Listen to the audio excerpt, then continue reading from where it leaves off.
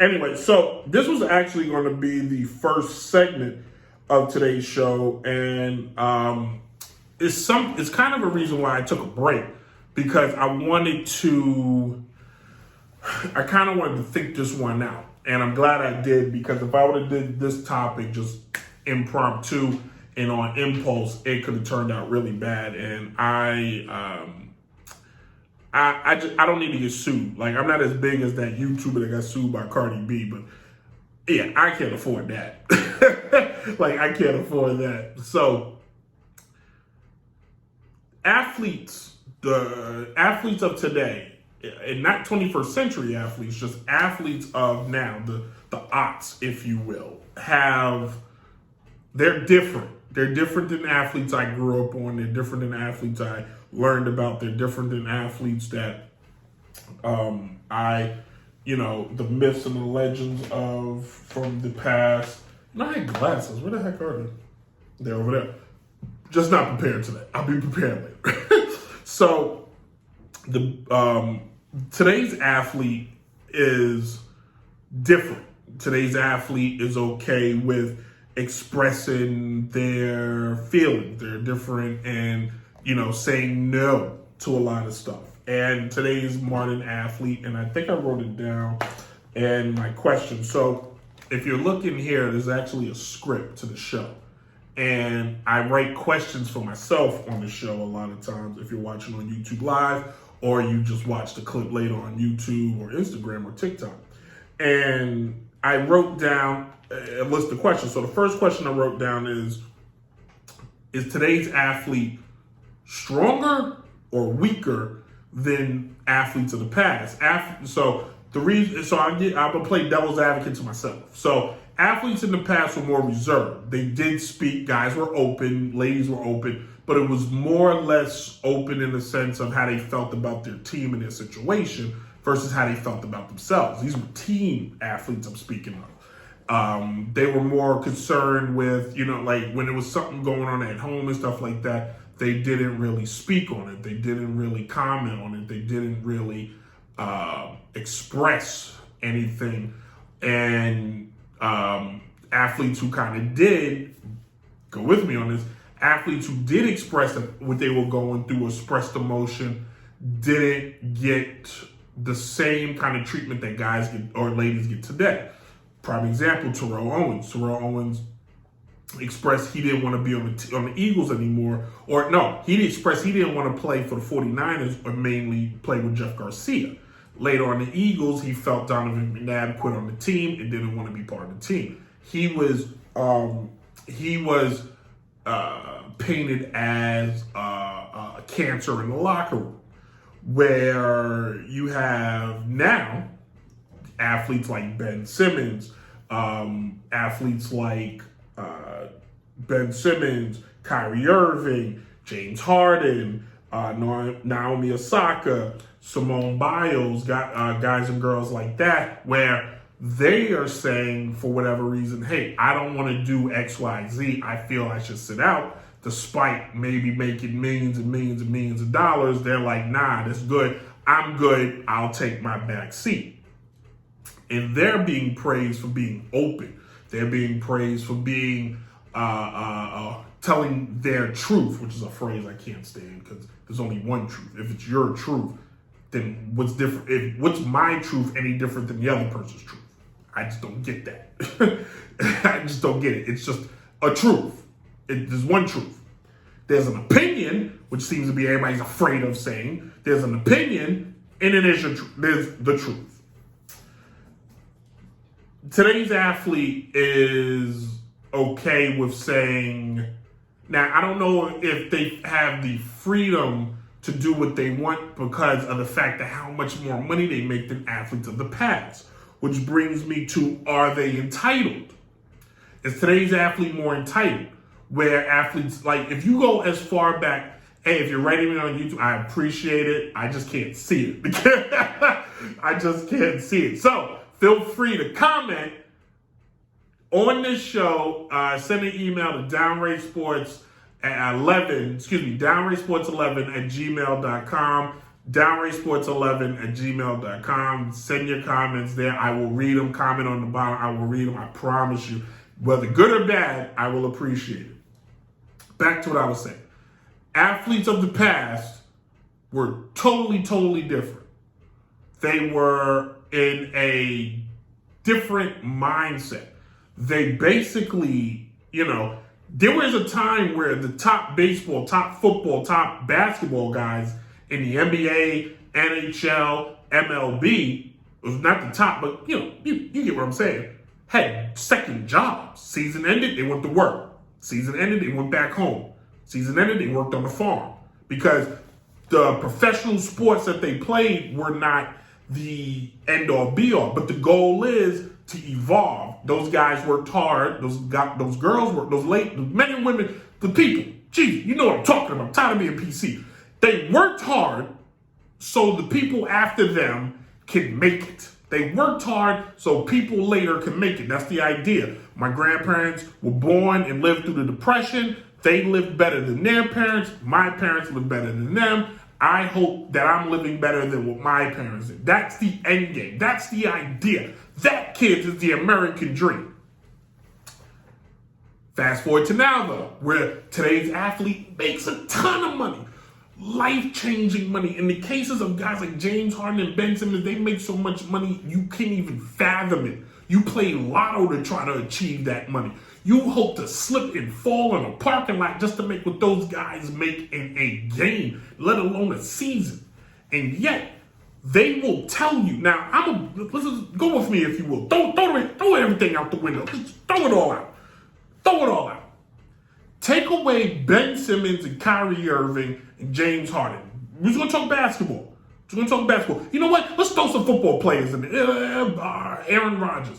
Take all those guys and you take their situation and take it away from situations like Simone Biles, who was part of the worst egregious thing that can happen known to man. No, I wouldn't wish this on my worst enemy, where that doctor stole those girls' trust when he did what he did. He just stole their trust from them by doing what he did, and he deserves to rot where he's at. She has been performing on autopilot and had reached, with the pandemic and everything, she reached her breaking point and was like, I'm done. I can't. She couldn't because, you got to say to yourself, she's been quarantined for so long, it might have drummed up memories to what happened to her. So she's just done. All right?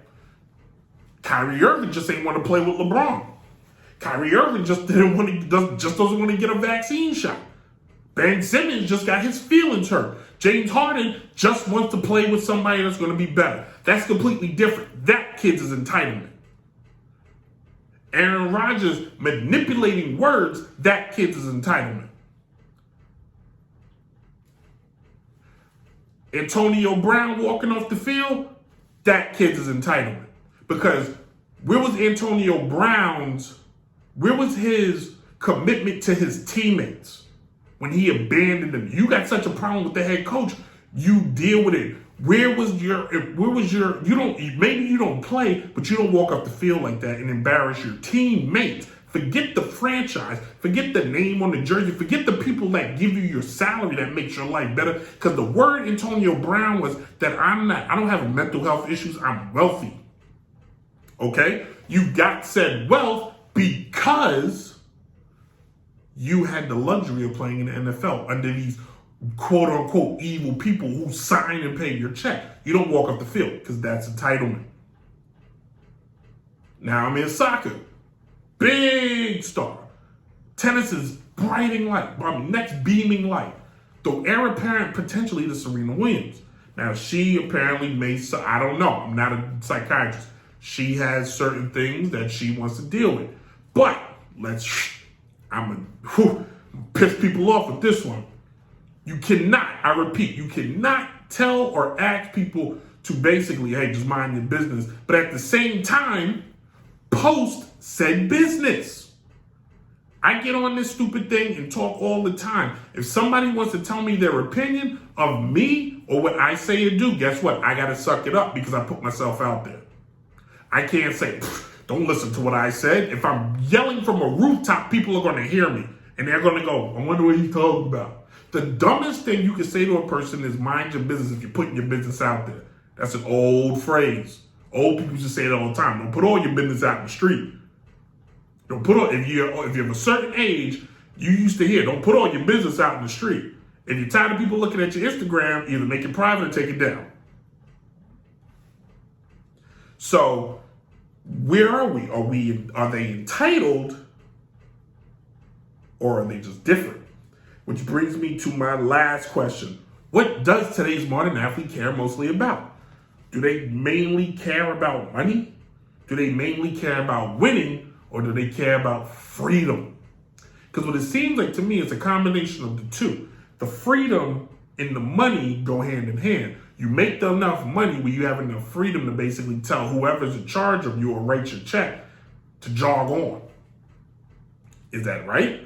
Is it right if you ask for a crazy amount if you ask for anything? Let's not even make it about like this stupid astronomical amount of money. If you come to me and ask me for $1 to do a dance, and I ask you to dance, and you go, nah, I ain't feeling it, am I obligated to pay you that $1? You want me to pay you to do a service, but you don't want to do the service. I'm sorry.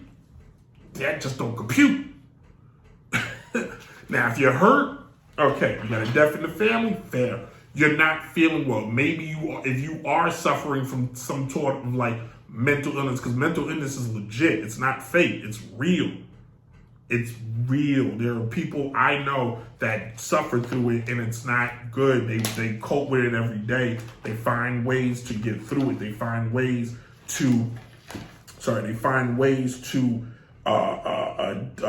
grow from it and not let it control them. But what we're having is a system of too many athletes that just throw that out there. Oh, I got mental illness. Oh, I got mental illness. Oh, I got mental illness. Some of the people I know that have it don't just throw it out there. They confront it, they admit it, and they try not to let it guide them. They try not to let it steer them. They try to use it as more, not as a weakness, but as a strength. And that's where we've come to in this, and that's what brings me back. And in some cases, some of today's athletes, especially NBA athletes, do kind of have a little bit of this like, oh my God. Kevin Durant, perfect example. I think I wrote him down. Kevin Durant. Yeah, he plays. He's one of the best in the game. But Kevin Durant gets his feelings hurt when somebody asks him, well, let's do a press conference, if you will. KD, I got a question. This is Steve Larry of the South Bay Times. Were your sneakers too tight tonight? They looked a little tight. I don't feel like I need to talk about my sneakers at all. Like, I don't feel like that's any of your business. We'll talk about my sneakers. Kevin, that's fair.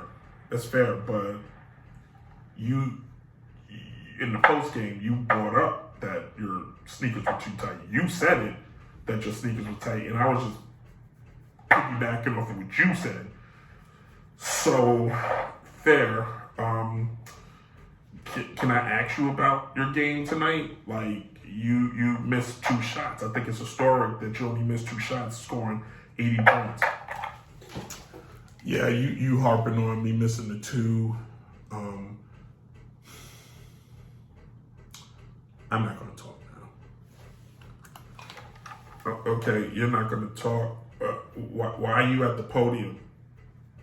You didn't have to come out.